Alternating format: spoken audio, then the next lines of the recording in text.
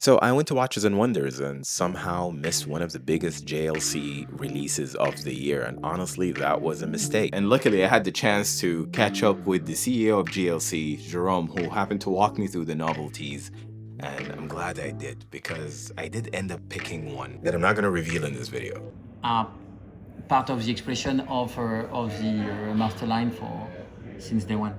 This is what a complete watch. I also couldn't help to notice when I was sitting with him this new Gyrotourbillon. This isn't just another tourbillon. This is the next generation of a multi-axis regulation. And seeing it in person, it's a completely different level. But anyways, this deserves a video of its own, so we're not going to talk about it much. By the way, this is not a review video. I'm saving the review for when I reveal this watch. The real statement from JLC this year was the master control, that it doesn't have to be boring, that it doesn't have to be classic only, although it's still a classic DNA, and we can add all the sporty attributes and we can do cost certification on it as well. JLC silently just reminded everyone who makes the best watches. They didn't shout about it, they just let the community speak about it. They're like, here's 4 of them. This is JLC basically saying, we're still the watchmaker of watchmakers. We've listened, and now we're giving you a meaningful release to remind everyone what JLC is about. And they did it successfully.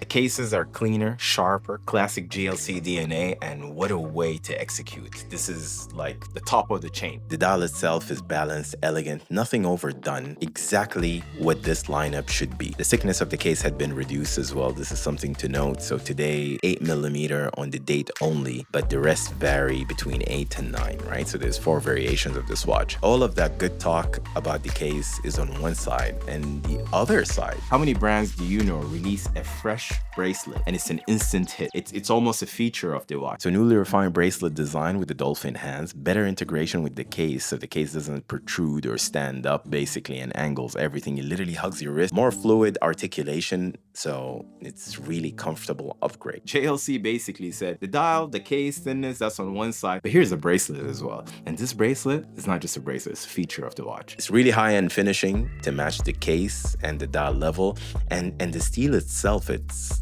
darkened somehow, right? Maybe because it was brushed in a specific way, but it's not your typical steel look. I think JLC stepped up with this bracelet. It's extremely comfortable, it's elegant, it carries the classic DNA, right? But in the same time, it has some sporty attributes to it, and I really like that. And when you're in that mindset, you start looking at it with the lens of how clean this design is, and it's also authoritative somehow. And as I referenced a little while ago, the lineup is pretty serious for these master controls. So they've got a perpetual calendar, they've got a power reserve, they've got a time-only date models, and everything is available in steel and rose gold. And now I couldn't get past the Polaris without mentioning it. So being a Polaris owner, the previous generation, the 42mm case, that was my only issue with it, is how big that case, how thick is it? This had also been refined. There's a 40mm version that came out and it looks stunning. I see myself also wearing that Polaris.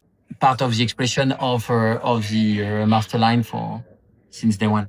This is what a complete watch, what a 360 watch, like a short and jeans. So again, with the same lens, this is beyond experimentation. This is JLC truly executing at a very high level across the board. We asked, JLC listened, and they've refined it. And I think this is a good move. So this short video, right, the conclusion, what I wanted to squeeze out is that this wasn't JLC trying to impress. They were just trying to remind everyone that we're JLC and we'll put the hot stuff out, we'll do it. We'll do what people did, we'll do it better. And that's exactly what they've done. This was JLC reminding everyone what they're capable of and who they are. And I'm glad that they're in this roadmap where they keep releasing bomb after bomb. It was the Milanese bracelet in rose gold. There is a limited edition one as well in white gold with a very special dial. As I said in the beginning of the video, I had picked one of these watches. I'm gonna combine that with a deep review. So it'd be a reveal and a deep review. Now, if you know me for a minute and you could guess which option I went with in the steel variation, because I'm a big advocate for all metals except gold